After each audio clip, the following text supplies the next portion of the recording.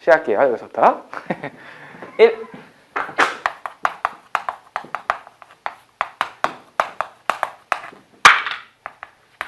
지질조사랑 지질도인데 여기서 제일 중요한 건 지질조사를 하는데 어떤 의의를 가졌느냐 이렇게 얘기했어요. 그랬더니 역사를 규명하고 광상이나 지하수를 개발하고 지반을 조사하고 자연재해를 예방한다 했는데 이런 부분들에서 제일 좀 특이한 점은 개발이에요. 개발.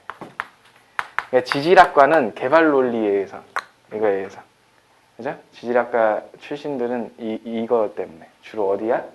이제 석유, 석탄공사, 광물자원공사 이런 데 가요. 가가지고 광상 찾아야 돼요. 광상. 그래서 광상 나와요. 가끔. 진짜 가끔 나와요. 얘는 거의 뭐 한 10년에 한 번 나왔나? 그죠? 광상은 10년에 한 번 나오고 그 다음에 나오는 게 또 뭐 있어요? 유전. 이런 얘기 나왔죠. 그죠? 그러니까 돈 되는 얘기였어요. 그죠? 이런 문제들은 옛날 스타일이 돼버린 거예요. 왜? 지금은 구조를 읽어달라고 하니까. 이 지질이 만들어진 과정, 지사학으로 넘어가니까. 그래서 이제 우리 지질도의 결말은 나중에 포인트 3 정도 가면은 지사학으로 결말이 나죠. 지금 그 중간에 첫 단계에 있어요. 그죠? 그래서 지질조사 지질도는 광상하고 유전을 찾고 싶어 하는 거예요. 돈 벌고 싶어 하는 거예요. 근데 그거는 시험 문제에 한두 번 나왔었으니까 내가 나중에 광상이랑 유전 파트에서 유전, 이게 배사구조에 많이 나타난다. 그죠? 광상은 화성광상, 퇴적광상, 변성광상 이렇게 있다. 라는 것까지만 일단은 이해를 해두자. 하고 광상 나중에 디테일 들어갈 때 외워주시면 끝. 자, 여기까지. 2번. 그래서 지질조사의 순서를 살펴보면 제일 중요한 건 결국 뭐겠어요? 클리노미터 사용법이죠. 그죠? 클리노미터 사용법에 대해서 이해해보자. 클리노미터에서 제일 중요한 게 뭐냐라고 물어본다면 무조건 눈금이죠. 바깥 눈금이나 안 눈금. 그래서 바깥 눈금은 주양을 측정하는 데 쓰인다. 안 눈금은 경사를 측정하는 데 쓰인다. 그리고 이 바깥 눈금의 특이한 점은 N하고 그러니까 우리가 사방위를 여기다 옆에다 그려놓으면 그림에다가 옆에다 사방위를 그려놓으면 이렇게 그릴 수 있잖아요. 그죠? 근데 NESW가 아니라 EW가 반대로 돼 있어요. EW가 반대로 돼 있어요. 그죠? 그거 의아하다. 왜 이렇게 되는가? 그것은 나침반이 가리키는 방향은 이 NE와 NW라는 방향이 아니라 실제로는 무조건 나침반은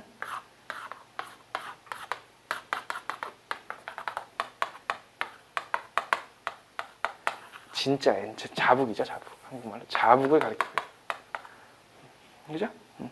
그래서 바꿔놨죠. 원래 EW여야 되는데 이렇게 EW로 바꿔놓죠. 왜? 그래야 내가 가리키고는 클리노미터가 지금 누구에게 붙어있어요? 땅에 붙어있기 때문에 클리노미터라고 하는 것이 땅에 붙어있는데 두 번째 중요한 포인트 여기도 중요하죠. 얘는 이제 별표 하나짜리, 여기는 별표 두 개짜리예요. 얘는 별표 하나짜리. 왜? 수증기. 이게 무슨 뜻이에요? 수증기가 물이 기준에 딱 맞는, 평형에 맞는지 확인했던 거죠. 그래서 수증기가 가운데 놓일 때 주양을 측정할 수 있고, 경사 같은 경우는 이거랑 상관없어요. 경사는 수증기 보지도 않아요. 경사는 보지도 않아요, 나중에. 근데 수증기에 놓은 것은 주양을 측정할 때는 정확하게 쓰인다. 그게 왜 중요하냐면, 예를 들어 볼게요. 만약에 어떠한 지측면이 정확히 남북주양으로 딱 이렇게 있어요. 경사면이 정확히 이 책상이 앞에가 북쪽을 가리키고 있는데 이 책상을 살짝 이렇게만 기울였어요. 그럼 여기서 선 그리라 그래. 그러면 선 그리면 이렇게 그으면 되거든요. 이러면 어떤 현상이 생기냐면 이 선 그은 지점의 고도가, 높이가 다 똑같게 돼요. 맞아요? 네, 이게 주양이에요. 주양의 정의를 얘기해 보는데, 주양의 정의는 주향선과 수평면의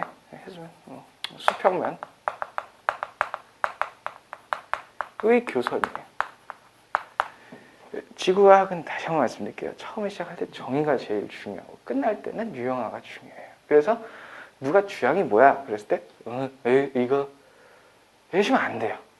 누가 경사가 뭐야 그랬을 때 내려가는 거 맞죠? 정확히 하셔야죠. 위에서 아랫방향으로 주양의 수직한 선 이렇게 얘기해 주면 좋은데 우리가 그걸 생각을 복습을 안 하고 있다 보니까 자꾸 뇌절당하는 거예요. 그래서 주양선과 수평면의 교선 이거 주양선은 그럼 뭐겠어요?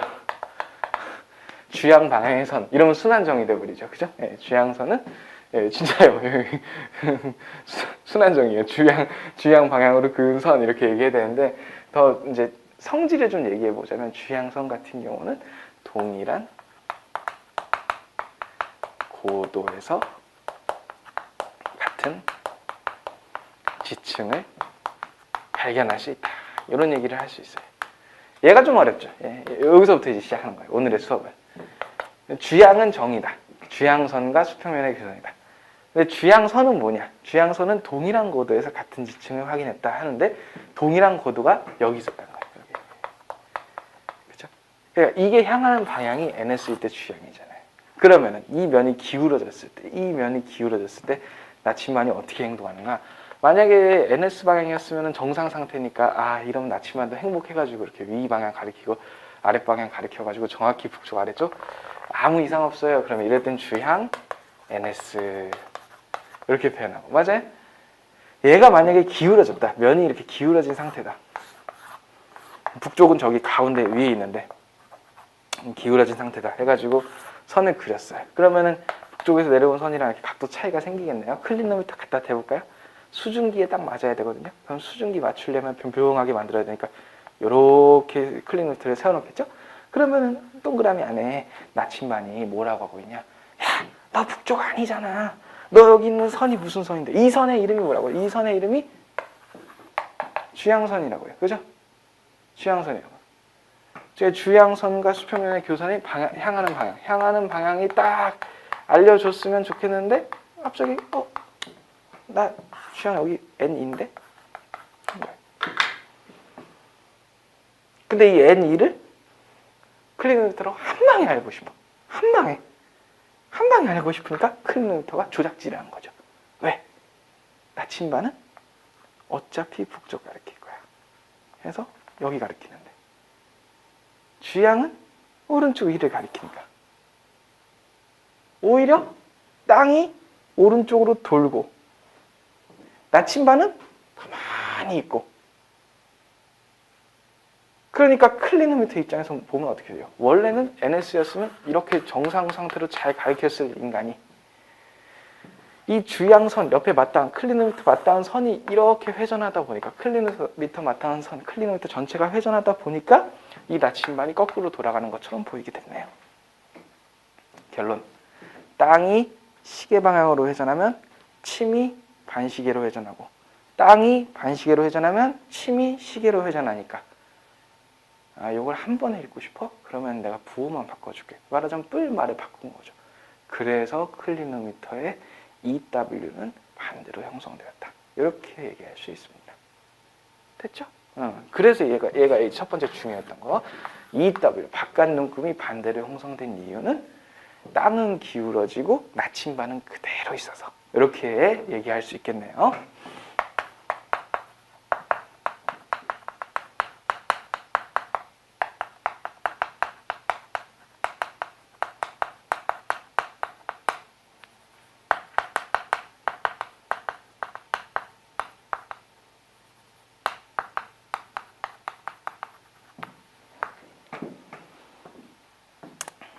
좋습니다. 거기까지 해놓고 나중에 경사 같은 경우는 추가 달려 있어요. 그죠? 추가 달려 있기 때문에 이 안에 눈금을 확인해 준다라는 것만 기억해 주시면 되겠고요. 그죠? 실제로 재는 거는 하나 갖고 와야 되나? 차에 있는지 찾아봐야 되겠다. 한번 들고 다녔었는데 심심하면 있는지 모르겠네요. 실제로 어떤 느낌이냐면 나침반은 수평이 아니면 이렇게 기울어뜨려 놓으면 이게 자석이 유리에 계속 부딪혀요. 복각이라는 것 때문에. 왜냐하면 지구 자기력선이 수평으로도 이동하지만 수직으로도 이동하기 때문에 여기 아래쪽으로 했는데 내가 유리를 잘못 꺾어 놓으면 유리에 딱딱 부딪혀요. 딱딱. 안 움직여요. 근데 반대로 경사는 가만히 평평하게 두면 추가 이렇게 무거워서 바닥에 탁 붙어 있기 때문에 돌아갈 일이 없어요. 경사는 얘를 이렇게 옆으로 뉘어야지만 잴 수가 있다는 거죠. 그래서 그 각도를 보통 이 클리노미터 긴 쪽으로 이렇게 맞닿기 때문에 이렇게 맞닿았을 때 안쪽 눈금이 딱 안에 들어왔을 때 여기가 0이에요. 그래서 안쪽 눈금 시작은 바깥쪽 눈금 보세요. 바깥쪽 눈금은 n이 0이잖아요. 여기가 0이잖아요. 그래서 10, 20, 30, 40 이렇게 되거든요. 근데 안쪽 눈금은 여기가 몇이에요? 여기가 90이에요. 12시 방향이 90이고 3시랑 6시 방향이 여기가 0도예요. 둘 다. 왜냐하면 수평으로 놓았을 때 이렇게 추가 아래로 똥 하고 내려오기 때문에 여기가 0도가 되겠어요. 그래서 경사 재는 방법은 안쪽 눈금에 3시, 6시 방향, 3시, 9시 방향, 3시, 9시 방향이 0이고 주양 잴 때는 수증기 맞춰서 재고 N이 확인해 주시면 된다. 그렇죠? 오케이. 그 다음에 N2를 확인했을 때 이제 경우의 수가 나오죠. 주양이 가질 수 있는 경우의 수가 뭐 있을까요? 주양이 가질 수 있는 경우의 수는 NS가 있고 EW가 있고 NE가 있고 그럼 N2랑 누구랑 같은 거냐면 SW랑 같은 거예요. 왜냐하면 직선의 특징이지. 직선을 가도 반대쪽으로 가도 똑같으니까요. 그죠?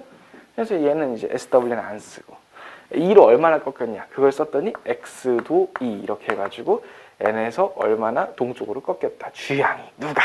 이 판이. 얘를 항상 생각하셔야 돼요. 기준. 얘가 회전. 그러니까 기준은 정확히 딱 주양이 앞으로 향하고 있었는데 얘를 돌렸어. 얼마나 돌렸느냐. 그게 X도. 요게 주양이 얼마나 휘어졌냐는 각이고요.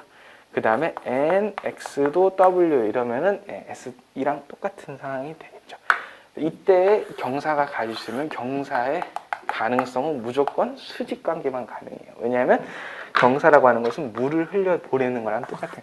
물을 흘려보내. 물방울이 똑똑똑 떨어뜨리면 여길 지나가. 스쳐 지나갈 때 수직으로 지나가거든요. 그러면은 주양 방향이랑 수직이 되니까. 그래서 NS일 때는 E 또는 W. EW일 때는 N 또는 S. 그리고 NE일 때가 중요한데 NE일 때 한번 보시죠. 이걸 보시죠. 내가 만약에 동쪽으로 전체면을 기울였어. 그러면 여기에 90도 되는 방향은 북동쪽에 또 90도를 또 꺾어줘야 돼요. 북동쪽에 또 90도를 꺾어줘야 돼요. 맞아요? 그럼 사방이 다시 생각해 보십시오. 여기다 꼭 그리셔야 돼요. 연습할 때 사방이. 그러면은 북쪽, 동쪽, 남쪽. 그러면 여기 남, 동 사이니까 남동쪽이 되겠죠. 그죠?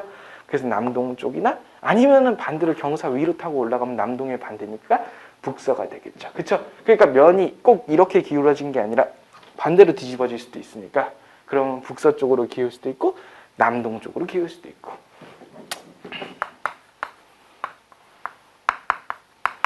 핵심은 하나만 바꾸면 돼요. 하나만. 둘 중에 하나만 바꾸면 돼요. 무조건 앞에 써지는 게 보통 북남이니까 북은 남으로 바꾸든가 동은 서로 바꾸든가.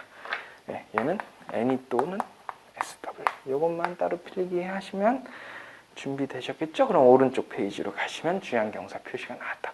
요거는 이제 암기하셔야 되죠. 왜냐하면 습곡형 문제들 때문에. 자, 이제 지구과학 공부법 두 번째 유형화 해자가 있잖아요. 그죠? 유형화 해자 있잖아요. 결국에는 핵심은 주양하고 경사의 정의를 잘 외워두셨더니 주양경사 정의 외워두셨더니 주양경사가 나올 수 있는 케이스가 이렇게 보여져요.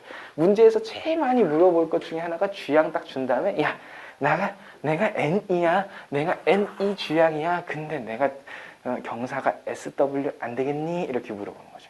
될까요? 안 될까요? 불가능해요. 끝났어요. 왜? NE가 주양이면 SW 주양을 내포하고 있거든요. 그러면 SW로 가도 난 주양이야. 난 경사가 아니야. 주양의 성질 얘기해볼까요? 주양선의 성질 같은 고도를 발견할 수 있어요. 이게 지금 아직은 무슨 의미인지 확실하게 안 와닿으실 수도 있지만 그래도 동일한 고도라고 하는 표현은 경사는 아니겠지 라고 생각하셔야 돼요. 동일한 고도는 경사는 아니겠지. 그래서 NE는 SW니까 이거 안 되는 경우야. 내가 외워놨어. 너 경사 아니야. 이렇게 해가지고 문제를 푸는 경우가 되게 많았다. 그런 경우가 많았다. 이게 유형이에요. 그죠? 유형 1번 해볼까요? 그럼 주양에서 유형 1번 주양으로 경사 찾기. 경사 가는 방향. 유형 1번 해주시고. 그쵸? 표시하는 거에 대해서도 이제 유형이 있을 수 있는데 그거는 좀 이따 문제 풀면서 유형화 시키도록 하고. 그리고 이제 최종적으로 제일 빡센 게 지지율도를 작성하는 거. 여기에 제일 빡세죠. 다른 게 빡센 게 아니고.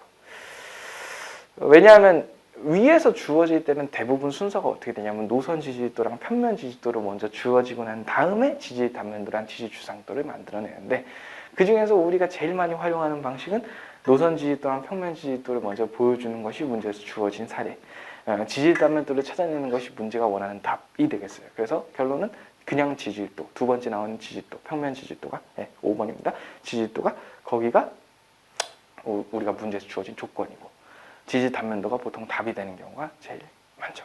네.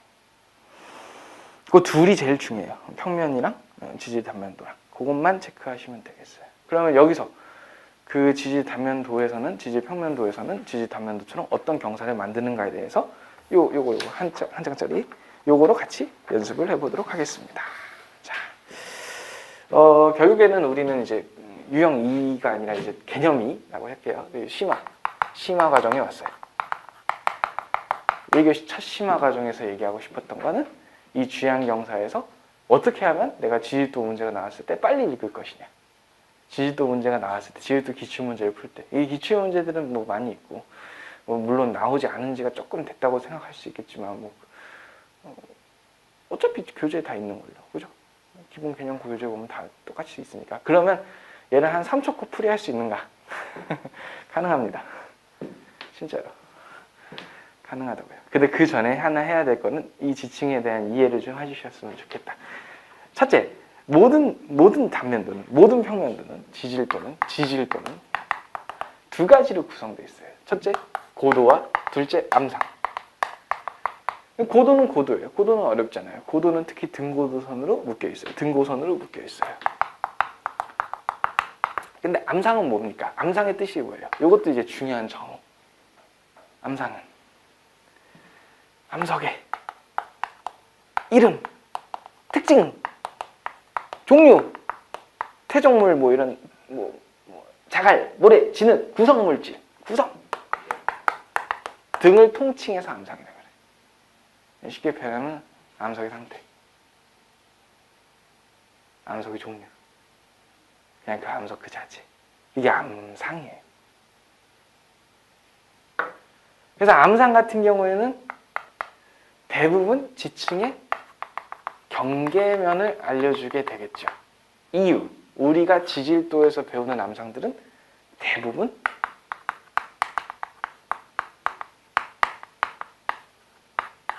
퇴적암이거든요. 화성암도 있을 수 있고 변성암도 있을 수 있는데 주로 퇴적암이에요. 왜냐하면 퇴적암의 가장 큰 특성이 수평퇴적의 법칙을 따르고 있거든요. 참고로 이 수평퇴적의 법칙은 지사계 법칙에 나오는 여러 가지 법칙, 지사계 법칙이 동일과정 법칙, 수평퇴적 법칙, 지층누중 법칙 중에 딱 두 가지. 퇴적암은 수평퇴적이랑 퇴적암은 수평으로만 생긴다. 이 뜻이랑 지층누중, 아랫놈이 오래됐다. 이렇게 두 가지 룰을 따르고 있어요. 그래서 퇴적암이 주로 이루기 때문에 지질도에서는 고도와 암상 기준으로 봤을 때 암상이 제일 빡센 거예요. 왜냐하면 쌓을 때 평평하게 잘 쌓았으면, 너 말대로 수평퇴적이랑 지층누중으로 쌓였으면 그냥 아무것도 없는, 이건 안 그리셔도 돼요. 아무것도 없는 지층에 그냥 탁탁탁 쌓으면 되잖아. 아무 일 없었으면 되잖아.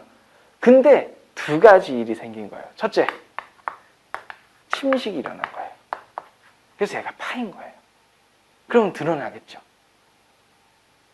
그러니까 어디는 파고 어디는 안 파요? 이거는 마음이에요. 본인 마음이에요. 바람이 지나가다가 여기를 파고 싶어. 여기 계곡을 만들었어. 강이 이렇게 파버렸어. 빙하가 깎아버렸어. 위에 더 쌓았어. 바닷물에 속에 넣어버렸어. 자기 마음이에요. 자연의 마음이에요. 아무데나 파버린 거예요. 그런 건 일반적인 침식이기 때문에 등고선에 영향을 미치죠. 그죠? 등고선에 영향을 미쳐요. 조심하셔야 돼요. 등고선이에요. 왜냐하면 침식이 아니라 두 번째가 중요한데, 습곡이 일어나면 그때부터 문제가 심각해져요. 습곡이 일어나면 그때부터 자기가 원래 쌓아놨던 이 구조, 지질 구조라고 하죠. 이 지질 구조를 망가뜨리게 돼요. 그 망가뜨리게 되는 것이 습곡인데, 습곡 때는 무조건 경사층이 되겠죠. 그러니까 우리는 알게 된 거예요. 경사층이 아니면 이분법으로 판단해볼까요? 경사층이 아니면 무슨 층이다? 수평층이다. 이렇게 이분법적으로 판단하게 된 거예요. 그래서 심화 개념 첫 번째 교훈은 뭐였다?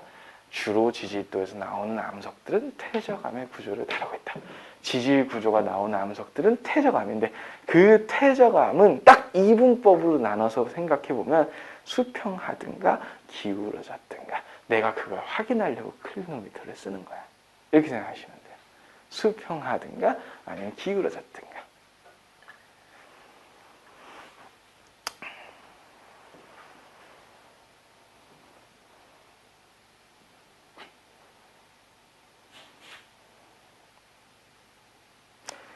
자, 그러면 수평한지 기울어졌는지를 이제 그 한 장짜리 프린트로 저희가 나눠서 여러 가지 케이스를 생각해보고 이제 문제 푸는 유형을 한번 익혀보도록 하겠습니다. 자,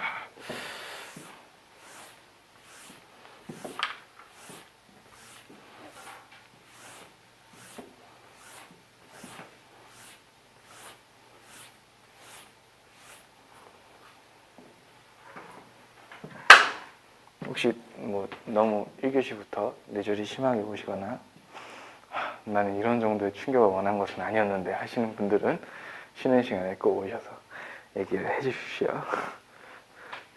근데 일단은 혹시 처음 느낌인 것처럼 들려도 필기를 좀 적당히, 많이는 아니고 적당히 해놓으시면 괜찮습니다.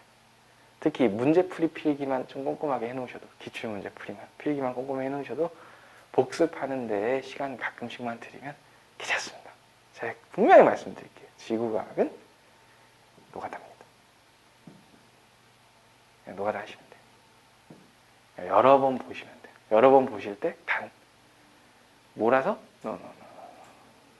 자주 그렇게 하시면 돼요. 가볼게요. 그러면 첫 번째 그림 보면은 뭔가 좀 이게 좀 기울어져 있구나 뭐 이런, 지금 결국에는 지금 이 그림 3개의 줄에 나온 거는 다 경사져 있는 층들을 제가 그려놓은 것입니다. 맞습니까? 경사져 있는 층들을 제가 그려놓은 것이에요. 근데 번호를 이렇게 붙여볼게요. 번호를. 위에 줄에 2개, 가운데 줄에 2개, 아래 줄에 2개가 있잖아요. 그죠? 이거를 2, 3, 4라고 붙일게요. 1번은 없게 아시죠? 네.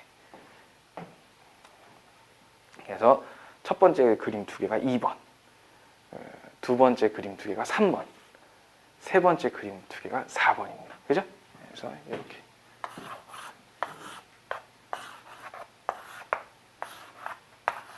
그러면 이제 저한테 질문하셔야죠. 야, 1번 어디 갔어? 1번 너무 쉬워서 안 그렸어요. 왜? 지금 오른쪽에 있는 거를 약간 암호문처럼 한번 찾아보시면 저는 뭘 하고 싶었냐면 여기 있는 구조에서 이 지층면, 지금 그려져 있는 지층면들의 경사를 점점점 가파르게 하고 있거든요. 맞아요? 그러면은 1번을 추론하시오. 그럼 추론 되시겠어요? 사트인가요? 1번 뭐겠어요? 이렇게 되겠죠. 사트도 옛날 말이구나. 너무 하재다. 이렇게 됩니다. 그래서 수평층이에요. 1번은. 그 수평층은 어떻게 보이겠는가? 이걸 고민하시죠. 그래서 이 평면 지지도가 탄생하겠죠. 여기서 이제 가장 큰 핵심은 지층 경계면을 그리기 전에 이거부터 그릴 줄 알아야 된다? 라는 느낌이 있어야 되는데 얘가 뭡니까? 이거 등고선이잖아요. 맞아요? 그래서 등고선에 대한 이해부터 먼저. 등고선은 몇 종류로 돼 있냐? 등고선도 2종류다. 스텝 1. 무조건 능계, 능선, 계곡. 요거 둘 중에 하나. 능선의 뜻은 뭐냐면 이런 거죠. 능선은 약간 산 정상부, 높은 곳, 우리가 흔히 얘기하는. 계곡은 뭐예요? 깊은 거. 그게 너무 명백하잖아요. 그럼 어떻게 하면 빨리 알아볼 수 있겠느냐? 능선하고 계곡을 빨리 알아보고 싶으면 그냥 사람 세우셔가지고 네 방향으로 움직여 봅시다. 이렇게 네 방향으로 움직여 볼게요. 그렇죠? 새로 그리셔도 되고 아니면 그냥 2, 3, 4번 그림 중에서 하나를 골라서 사람을 놓으셔도 됩니다. 자, 움직여 보겠습니다. 얘가 지금 곡선이 오른쪽 볼록이기 때문에 300m에 딱 이 사람이 등고선을 안 찾게 있다는 거는 보실 수 있으시죠? 그러면 오른쪽으로 가게 되면 몇 미터냐면 400m. 얘는 400. 그럼 여기는 200. 근데 위도 언젠가 여기 선하고 만날 수도 있겠다. 그죠? 그러면 400. 350을 하셔도 되고 400. 자, 설문조사를 해봤더니 3명이 등산이고 1명이 하산이래. 그죠? 지가 300에 있잖아요. 자기가 300m에 사는 사람이 있는데 300m에 사는 사람한테 움직여봐 해가지고 오른쪽 왼쪽 위에 아래로 12시 6시 다 움직여봤어요. 그랬더니 3번은 올라가야 되고 1번은 내려가도 된대요. 이 사람은 주변보다 보통 낮은 걸까요? 주변보다 보통 높은 걸까요? 1번 2번 1번 보통 낮다, 2번 보통 높다. 정답은 1번이잖아요. 그죠? 이해되시죠? 이게 계곡이에요. 그 계곡의 정의를 이해합시다. 계곡은 뭐냐? 주변 지역보다 고도가 낮음. 이건 나중에 되게 좋은 멘트 돼요. 나중에. 그래서 계곡이 나중에 발전하면 어떻게 돼요? 계곡이 나중에 스케일이 막 커졌어. 그래서 막 낙림 육계랑 막 경기 육계 사이에 스케일 큰 게 계곡이 하나 빡 파졌대. 이런 식으로 계곡이 아니고 그때는 분지. 퇴적하기 참 좋은데. 그래가지고 그런 분지에 중생대, 고생대, 퇴적한 빠바방 쌓아주고 하는 게 우리나라 한반도 지질사에도 나오죠. 조평래경. 그러니까 결국 지질학은 제일 심플하게 보면 그냥 비교예요. 비교. 어떤 비교? 나와 남의 비교. 그죠? 수험생활 할 때 제일 안 좋은 거. 그죠? 비교. 이러면 안 되지. 그죠? 근데 지구과학에서는 이게 필요하다. 내가 네 고도보다는 좀 높다. 내가 네 고도보다는 좀 낮다. 이거 비교하는 거 중요합니다. 그래가지고 얘가 계곡인 걸 알아내는 게 되게 중요해요. 왜냐하면 계곡인 걸 알아내면 모양을 보통 어떻게 그리냐? 오른쪽 그림을 몰랐어도 그냥 이런 식으로 그려주면 대부분 계곡인 걸 알거든요. 단면도. 자, 아까 말씀드렸죠? 지질학에서 지질도 문제가 나올 때, 클리노미터 문제가 나올 때, 혹은 주양의 경사 문제가 나올 때는 평면에서 단면으로 요구한다 문제가. 맞아요? 흐름이 평면에서 단면으로 요구한다 했어요. 맞아요? 기호를 알고 있으면 단면을 상상해내야 돼요. 그래서 단면을 상상해내는 게 오른쪽 그림이잖아요. 근데 오른쪽 그림의 1번에 제가 제목을 무슨 층으로 잡을 것 같아요? 이제 수평층으로 잡겠죠? 왜냐하면 점점 이제 가팔라지는 거의 전 과정이니까 제일 완만할 때 혹은 경사가 거의 0에 가까울 때를 생각해 볼 수 있을 것 같아요. 그러면 그때 주의사항은 두 번째는 이거예요. 스텝 2. 스텝 2는 지층 경계선인데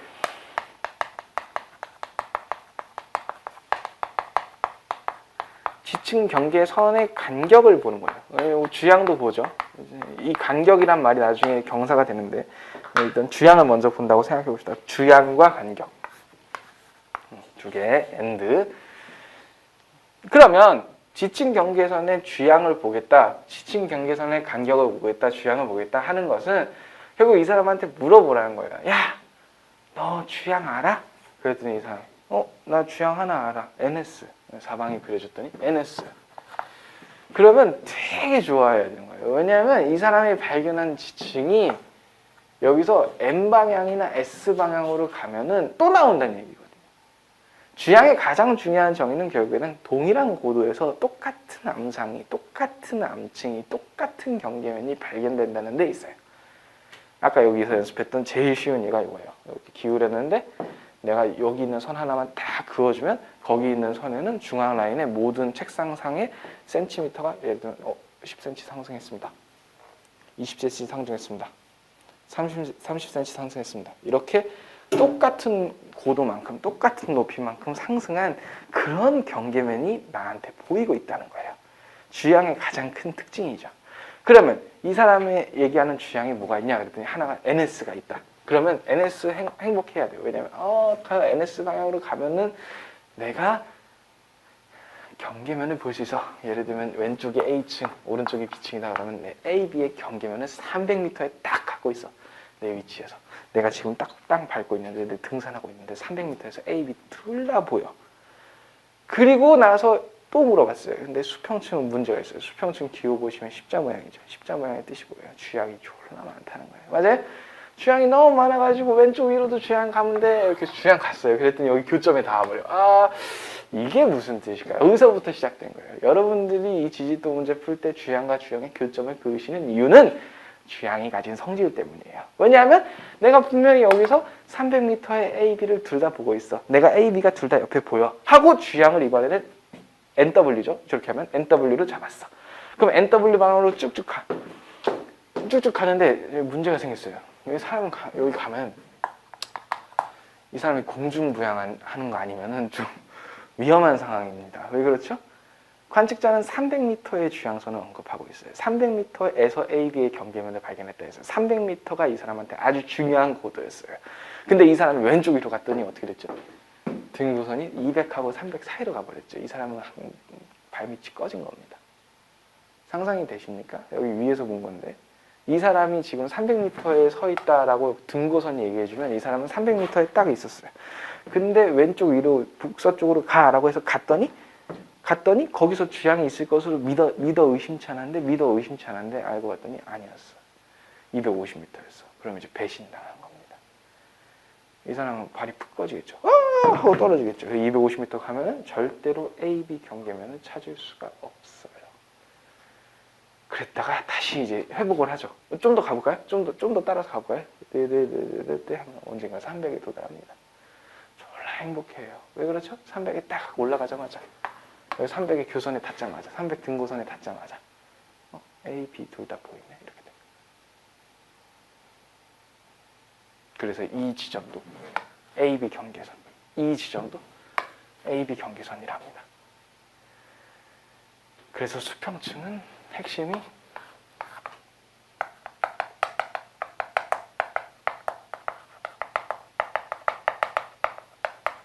주양 방향이 무한대인 거예요. 그렇죠? 그래서 요거를 1번으로 체크하시고 따로 그리시거나 아니면 뭐 뒷면에 그리시거나 안 그리셔도 됩니다. 왜냐면 얘는 시험에 거의 안 나올 거니까. 너무 쉬우니까. 주양이 무한이다.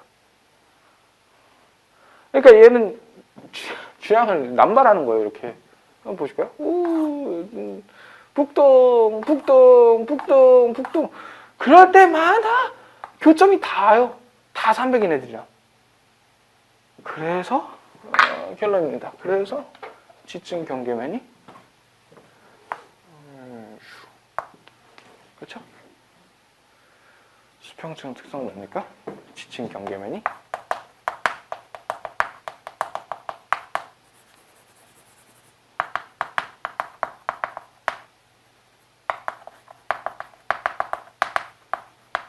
등고선과 평행하다. 이러면은 1번이 끝납니다.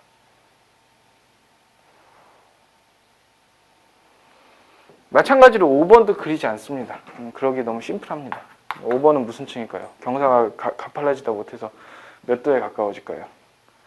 수직에 가까워지겠죠. 맞아요? 그러면 수직층이라고 해도 되겠습니까?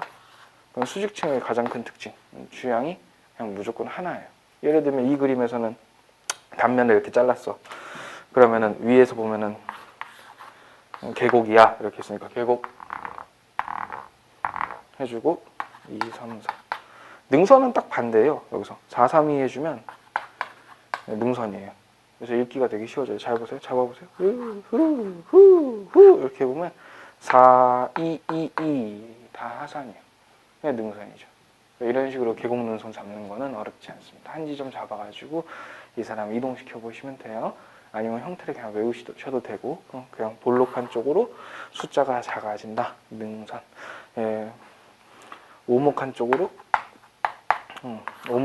숫자가 커진다. 계곡 이렇게 하셔도 돼요.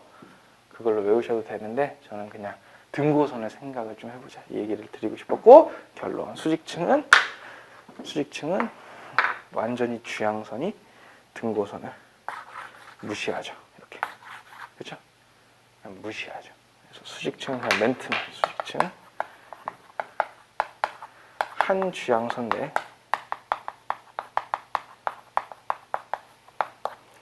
수많은 고도가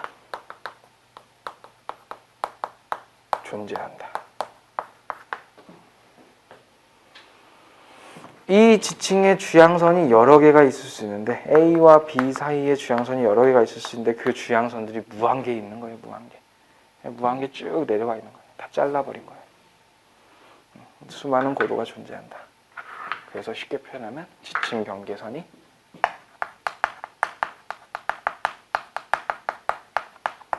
등고선을 무시한다.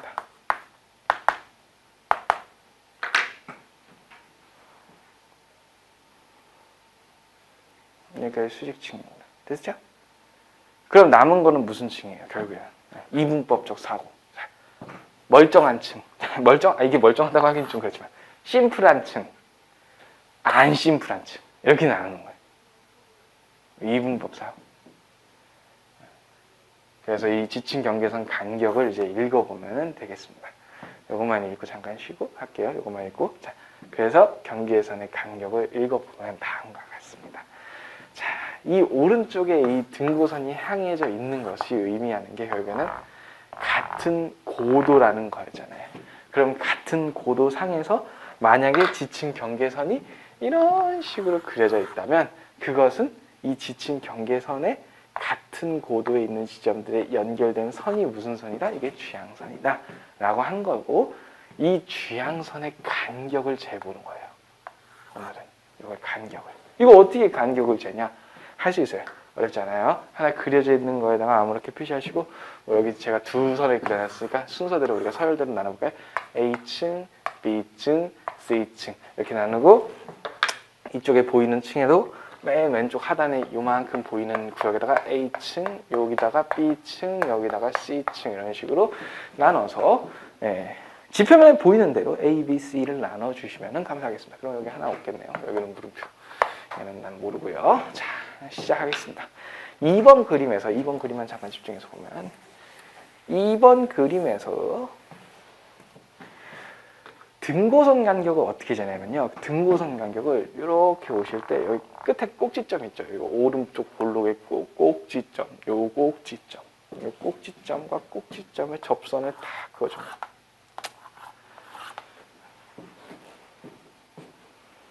지금 저는 300등고선이랑 200등고선의 접선 딱 그어버렸어요. 그래서 300등고선의 접선 그어버리고 200등고선의 접선 그어서 탁탁 위아래로 선 그어놨어요. 맞아요? 그럼 이 간격이 생길 거 아닙니까? 이 간격이 바로 하얀색이 등고선의 간격이 되겠습니다. 근데 그에 비해서 빨간색은 결국 무엇을 의미합니까? 빨간색은 이건 무슨 선이에요? 교점들이 생겼고 같은 고도고 그리고 같은 경계면이고, 그러면 누구의 성질이라고 오늘 제일 중요한 거 개념 중에 주양의 성질이었다. 주양선의 성질이었다. 주양은 똑같은 고도에 똑같은 경계면이 보일 것이다. 그러니까 멀쩡한 산을 이렇게 파버리니까, 이렇게 안쪽으로 파버리니까, 그 약간 아이스크림 풀 때 좀 이렇게 파버리니까 그 중에 지층 경계면이 보이는 지점은 딱 두 개만 있는 거예요. 딱 두 개만. 양쪽 사이드에 딱 두 개만. 그 두 개의 지점을 연결해서 선을 그은 게 주양선이에요. 만약에 수평층이었으면 행복했다니까요. 수평층이었으면 어때요? 등고선만 따라서 쭉 그어주면 여기 주양, 저기 주양, 여기 주양, 여기 주양 다 주양선 될 수 있거든.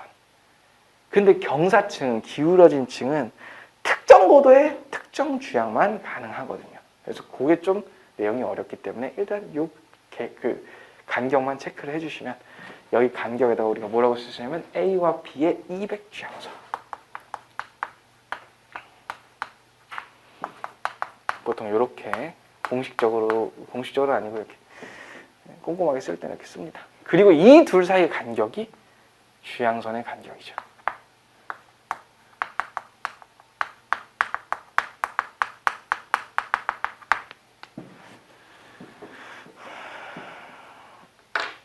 안 같은 게 느껴지세요? 지금 접선 그리고 나서 어떻게 생각하세요? 누가 더 길어요? 1번 주양선의 간격 빨간색과 빨간색이 길다. 2번 등고선의 간격 흰색과 흰색이 길다. 어찌 생각하십니까? 왼쪽이 더 길죠. 왜냐하면 얘를 만약에 평행이동 시켰다고 가정하면 여기에 찍혀야 되는데 얘를 이 첫 번째 주향선의 빨간색 교점을 요만큼 누구만큼? 여기서 여기만큼 평행이동한 거니까 이 등고선은 탁탁탁 하고 똑같은 간격으로 그려져 있잖아. 그럼 이 똑같은 간격으로 그려져 있는 애를 평행이동 시킨 것보다 조금 더 갔거든. 그죠? 벌어져 있는 요 느낌, 요 등고선의 교점 둘 사이가 조금 더 벌어졌거든.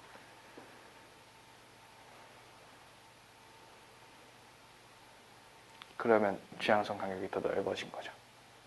빨간색과 빨간색 사이가 더 넓은 거죠. 이게 도대체 무슨 쓸모가 있어서 네가 지금 이렇게 짓거리고 있냐. 이제 다 끝났어요. 잘 보세요. 요거 하나만 끝납니다. 자, 주향선의 간격이 넓으면요, 여러분.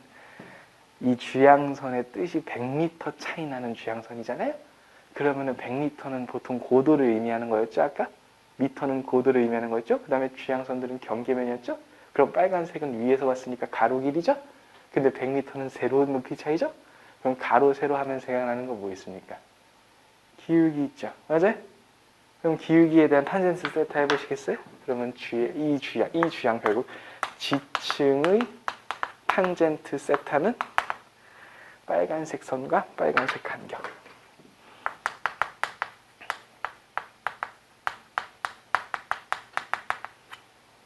이게 가로고. 주향선의 간격. 요 말입니다. 주향선의 간격. 그리고 위에는 그냥 100m 아니에요.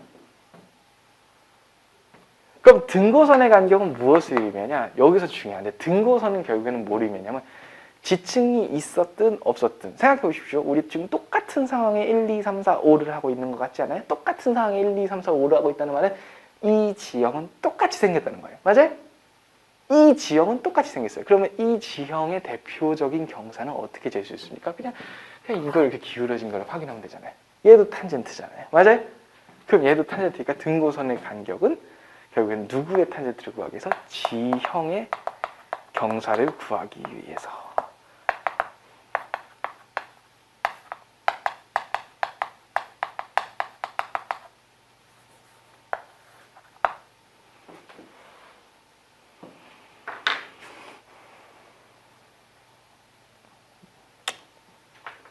아까 여기서 왼쪽 분모끼리 대소관계 해보셨죠? 누가 이겼어요? 왼쪽, 오른쪽, 1번, 2번. 1번이 이겼죠? 맞아요? 그러면 역수 취하고 100 곱하면 어떻게 돼요? 누가 이겨요? 오른쪽이 이기죠. 그래서 2번의 제목은 뭐였습니까? 2번의 제목은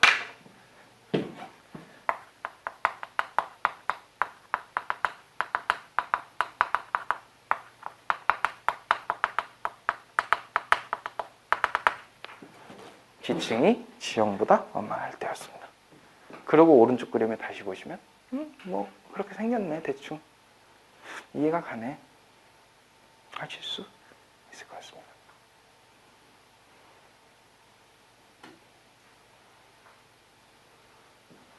그러면 4번은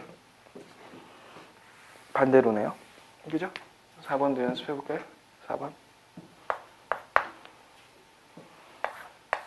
다시 한번. 등고선의 간격이 무엇을 의미한다? 이제는 조금 느낌이 오셔야 됩니다. 등고선의 간격은 이 전체적인 계곡에, 이 파여있는 이 구간에, 이 전체적인 지형의 경사를 의미한다. 그래서 얘가 평행이동 이 정도 하면 좋겠다. 그랬더니 지층 경계면이 어떻게 그려져 있을 때? 거꾸로 그려져 있을 때죠. 맞아요? 그러면 이때도 우리가 주향 두 개를 하나 잡아볼 수 있을까요? 200하고 300 잡아봅시다.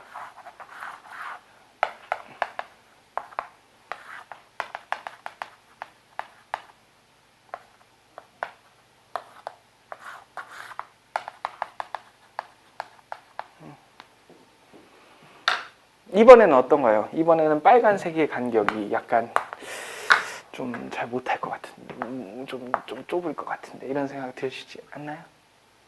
이해되셨나요? 여기 교점 한번 보실래요? 첫 번째 교점 어려우실 때는 첫 번째 교점 보시고 수평으로 이동해가지고 평이동 시키시면은 어이구 너무 많이 갔다, 여기도 너무 많이 갔다, 이게 등고선 간격인데 너무 많이 갔다, 이거보다 조금 더 줄여야 되네. 누구의 간격이? 빨간색은? 취향 간격이? 등고선 간격에 미치지 못하였습니다. 이거 해석 어떻게 한다고요? 여기다 역수 취하고 백하면 뭔지 몰라도 지층의 면의 경사, 경계 면의 경사가 누구의 경사? 하얀색이 지형. 그러니까 주어가 지금 헷갈리시면 안 됩니다, 여러분. 지층면은 무슨 암을 의미하는 거예요? 여기서 오른쪽 그림에 보시면서 아 이건 대충 무슨 암이었을 거야? 전제 조건. 주로 무슨 암이었을 거야? 퇴적암이었을 거야. 그지? 근데 그 퇴적암은 멀쩡하면 감사하고 수평한데 멀쩡하지 않으면 경사가 졌어. 근데 경사가 져 있는 층들을 보는 게 보통 이 지층이라는 단어지. 그죠? 지형은 무엇을 의미하는 거야? 지형은 이렇게 파이는 거. 맞아요? 전체적인 지형인 거죠. 주어가 다르잖아. 그죠? 그래서 주어를 유의하면서 읽으면 지형의 평균 경사는 살짝 더 이거는 완만하게 되는 거죠. 둘이 그 대소관계가 역수관계니까. 4번 제목 써볼까요? 뭐라고 하면 돼요? 지층면이 좀 가파르다.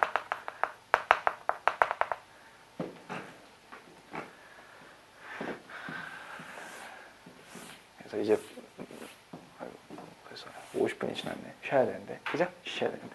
마법 보여드릴까요? 장난치는 거 아니에요. 저 진짜 되게 재밌게 막 하고 싶은 것도 아니고 그냥 이 정도면 됐다라고 말씀드린 거예요. 여기까지 오시면 끝. 변리사에서 이 이상 안 해도 돼. 근데 이걸 심화로 하는 이유가 딱 있다고요. 네, 원툴이에요. 이제 원툴. 네, 그냥 지름길이라고 합시다. 잘 보세요.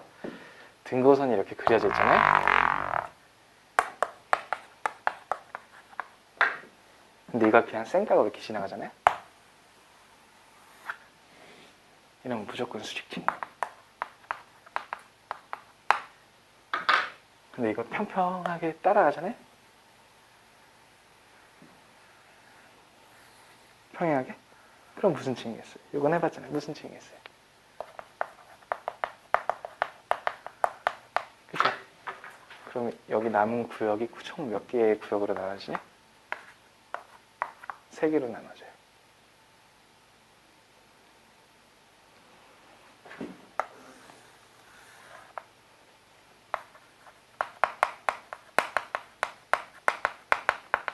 누가 누구보다?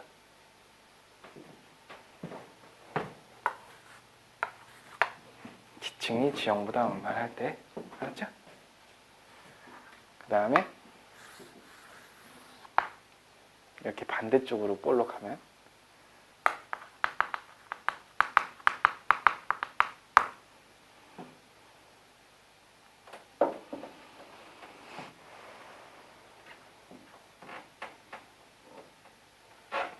참고로 흰색이 등고선입니다. 알겠죠? 이게 제일 중요해요. 흰색 등고선 못 찾으면 안 됩니다. 이게 먼저 찾아야 돼요. 1번, 2번 뭐 말씀드렸어요? 고도랑 암상이 중요하다. 이렇게 얘기했어요. 고도는 등고선으로 찾아내고 암상은 경계면으로 찾아낸다. 근데 경계면이 이런 식으로 나와 있다는 거야. 단, 이 노란색들은 좀 참고하실 때 완만하다, 가파르다는 거는 그래도 방향 같습니다. 뭐의 방향? 경사의 방향이 같습니다. 지금 2번 그림, 4번 그림 보시면은 사방이 기준으로 봤을 때 왼쪽 서쪽이라 저희 할까요? 왼쪽 서쪽이라 하겠습니다. 그러면 전체적으로 계곡이 슬라이드 하는 것도 서쪽이고, 맞아요? 계곡이 슝 하고 내려가는 것도 서쪽으로 내려가고 있죠. 여러분 경사는 EXID가 중요합니다. 혁혁한 공을 세우셨어요, 지구하게. 대표곡 아세요 혹시? 이거는 너무 부끄럽습니까? 경사는 항상 EXID 위에 아래, 맞아요? 네, 아래 위에 아니고 위에 아래 이렇게 읽었잖아요. 그러면은 서쪽 경사. 그런데 지측면도 서쪽 경사 해가지고 완만한 거, 중간 거, 가파른 거 이렇게 되죠. 그러니까 이 2번하고 여기가 2번이었죠? 프린트에서 4번은 적어도 제한 조건이 있죠. 지층과 지형의 경사 방향이 같을 때 다를 때. 같을 때 다를 때. 둘 다 어차피 지금 보면 잘 보면 어차피 서쪽 경사. 만만해도 서쪽 경사. 가팔라도 서쪽 경사. 맞아요?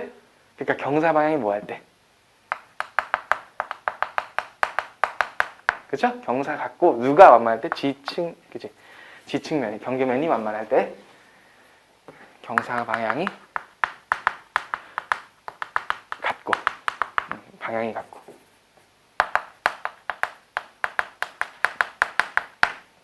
가파를 때 그럼 뭐 남았어요? 그럼 뭐 남았어요? 완만한 거 했고 가파른 거 했고 같은 방향은 다 올 클리어 했어요. 수평도 했고 수직도 했고 비슷한 거? 비슷한 게 3번인데 3번 시험에 안 나와. 그냥 버려. 3번 버릴 거야. 그냥 버릴 거야. 걱정 안 해도 돼. 이거 더 막 빠르게 이해하는 방법이 있으나 그거는 찐찐 궁금하면 밥 먹을 때 물어봐요. 예, 핵심은 2, 4번만 해도 돼. 같은 방향 다 클리어했어. 그럼 뭐가 남았어요? 같은 방향이 클리어됐어. 경사 방향 근데 몇 개 가질 수 있다 그랬어? 아까 1번 유형할 때. 2개 가질 수 있다 그랬죠. 왜? NS일 때는 E거나 W이거나. 맞아요? EW일 때는 N이거나 S거나. N일 때는 NW이거나 SE거나. 이렇게 2개 가질 수 있다 그랬죠. 그죠? 그러면은 G형이 가지고 있는 거랑 반대 경사일 수도 있죠. 그거 그냥 생각 없이 하나 그려볼까? 그 프린트에다가. 얘는 번외. 그러면 얘가 접선을 향하는 방향. 이렇게 내려가는 방향이 누구의 경사예요? 자, 제가 여기까지만 그랬어요. 그럼 지측면 안 그랬죠. 그럼 누구 경사를 해야 된다고? G형의 경사. 이 계곡의 경사였잖아요. 맞아요? 이 계곡의 경사의 반대 방향이잖아요. 그러니까 지측면이 이렇게 나 있겠죠. 이런 걸 제가 역경사를 하겠습니다. 알겠죠? 이런 거 역경사. 역경사는 여기 끝.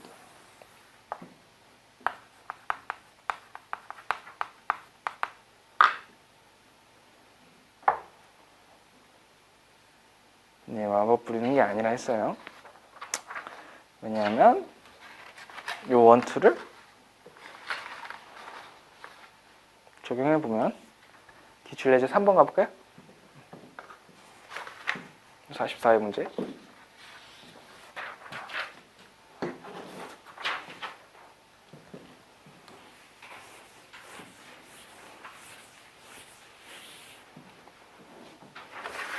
다음 그림은 퇴적층 ABC가 분포하는 어느 지역의 지질도이다. 위 그림에 대한 설명으로 옳은 것만을 골라라.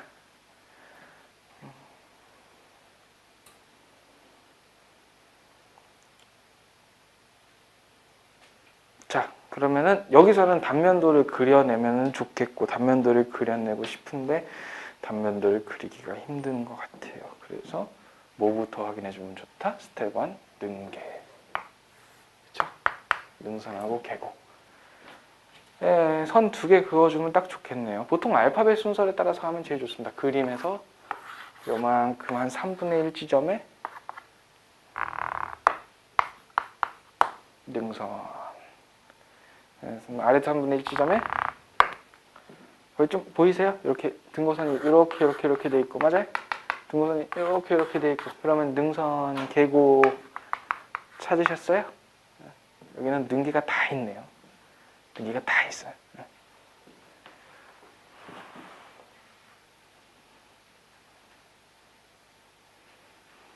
그러면 그 중에 뭘로 잡아서 할까? 계곡을 했으니까 계곡을 할까요? 능선은 좀 쉽거든요. 능선이 오히려 난이도가. 계곡으로 해볼게요. 그럼 요 라인으로 잡아보겠습니다. 그랬더니 CBA로 이렇게 지층 경계면이 지나가요.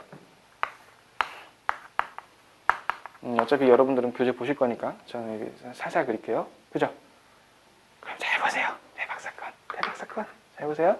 이미 이렇게 계곡을 그렸으니까 단면도를 옆에다 하나 바로 그리시면 600이 왼쪽, 400이 오른쪽이니까 이렇게 그렸죠? 맞아요? 조금 원만하게.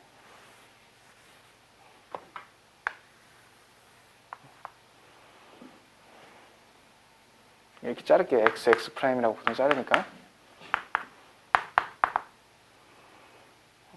그랬더니 CBA가 좀 보이다 말았죠. CBA하고 이제 오른쪽 절반 또 넘어가는데 거기는 BC가 또 나올 거예요. 그건 내 할 바 아니에요. 일단은 여기만 분석해 보시죠. 자, 잘 보세요. 등고선이 왼볼이에요, 오볼이에요? 등고선이 왼볼이죠.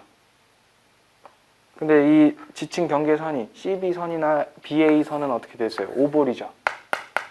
맞아요? 등고선이 지금 왼볼이에요. 근데 지층 경계선이 오볼이잖아요. 몇 번? 2번, 4번. 등고선이 오볼일 때 왼볼이면 되죠. 등고선이 왼볼일 때 오볼이면 되죠. 즉, 이 등고선과의 관계가 반대쪽으로 파고드는 곡률인 애를 찾으면 4번이죠. 그럼 이 친구는 어떤 층이에요? 같은 방향이나 지층면이 지형보다 가파른 경우. 맞아요? 가파른 경우니까 그려주면 돼요. 맞죠? 네, 단면 아래다 그리시고요. 6페이지에다가.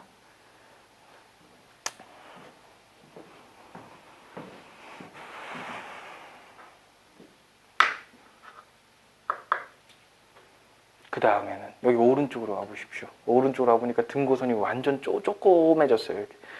이렇게 소심하게 아주 그냥 이렇게 아주 그냥 들어왔어요. 그때 BC 순서로 A, B, C 이렇게 지층 경계면이 지나갑니다. 맞죠?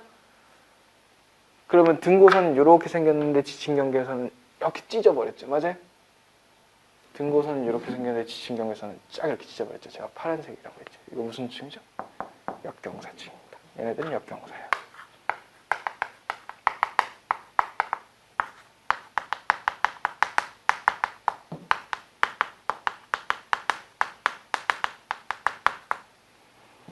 역경사 표현해볼까요? 어떻게 하면 되겠어요? 여러분, 오른쪽으로 내려가는 경사입니다. 동경사죠. 그럼 서경사로 거꾸로 그려주시면 되죠. 대충 하시면 돼요. 대충. 그냥 대충.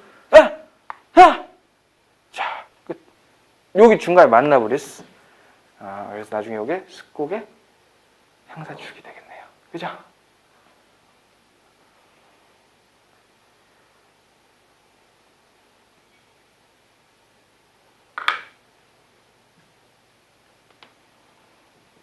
문제 풀어볼까요? 기억선지. X 지점에서의 지층의 주향은 남북방향이다. 남북방향 맞죠? 그죠? 왜냐하면 700 점 찍고 하시면 됩니다. 근데 하지 않아도 그냥 바로 그냥 등고선 관계로 저희가 풀어버리는데 어쨌든 맞습니다. 경사는 동쪽 방향이다. 어떻습니까? 경사가 동쪽이 맞나요? X는 그렇습니다. 그렇죠? X는 여기 지점을 잡아줬기 때문에 능선이었네요. 또 X는 우리는 아까 아래쪽에 계곡으로 했는데 능선으로 해도 같은 결과가 나는 겁니다. 그래서 경사는 동쪽 방향이다. 맞고요. 니은 배사구조가 발달되어 있다. 어떻습니까? 배사였어요? 이건 향사였다고. 그죠? 파였으면 향사입니다. 벽에 누울 수 있으면 불 뚝 튀어나와 있으면 배사고요. 역전이 없다고 가정할 때 아래쪽이 오래된 지층이죠? 퇴적함의 원리를 따르고 있죠? 그럼 오래된 지층은 누구다? C이다. 그래서 디귿 정답입니까? 네, 맞습니다. 리을, 습곡축은 남쪽이 아래쪽으로 기울어져 있다. 여기서 이제 중요한 거, 습곡축이라고 했어요. 그죠? 습곡축인데, 습곡축이 약간 경사가 져 있다는 거잖아요. 그죠? 왜냐하면 만났던 지층들의 경계선들을 살펴보면 얘네들이 지금 습곡축인데, 여기 살짝 이렇게 기울어져 있죠.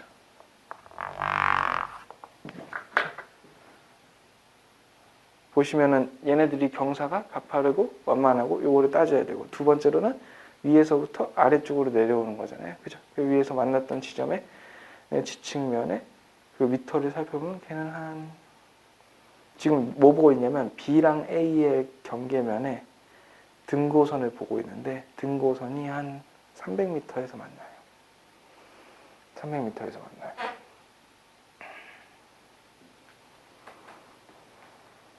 그리고 그 습곡축이 계속 아래쪽으로 기울어져 있냐고 물어봤을 때 얘는 상대적으로 아래쪽이 아니라 동서방향 쪽으로 기울어져 있던 것이죠. 그래서 리을은 해당이 안 된다 라고 얘기를 할 수 있고, 이거는 리을은 풀라고 낸 문제는 아니었어요. 여기 상황에서 그냥 훅 넘어가야 돼요. 여기까지 디귿까지 풀면 끝 하고 탁 넘어가면 돼요. 근데 어쨌든 풀자면 동서 방향으로 기울어져 있는 것까지 확인해 줘야 되냐 이런 의미고, 동서라서 일단 틀렸는데 동서 중에 더 정확히 표현하면 스곡축은 서쪽으로 살짝 기울어져 있다. 남쪽이 아니라 서쪽으로 살짝 기울어져 있다 해서 교정해 주시면 되는데, 그걸 출제자는 아마 의도하지는 않았을 거라고 생각해요. 여기까지 갈 필요는 없어요. 하여튼 제가 말씀드리고 싶은 건 그냥 이게 풀리는지 안 풀리는지만 확인하셨으면 좋겠거든요. 네. 좋습니다. 네. 1, 2번은 좀 이따 쉬었다가 잠깐 풀어보고, 네. 나머지 좀 연습 문제 될 수 있을 만한 거를 제가 좀 드릴 텐데, 근데 난이도가 조금 있으니까 그거는 감안하셔서 제가 쭉 문제 풀이 방법만 쭉 읽어 드릴 테니 그냥 보시고 아 이런 거구나 라고 생각하시고 넘어가실게요. 요거는 쉬었다가 30분부터 진행하도록 하겠습니다.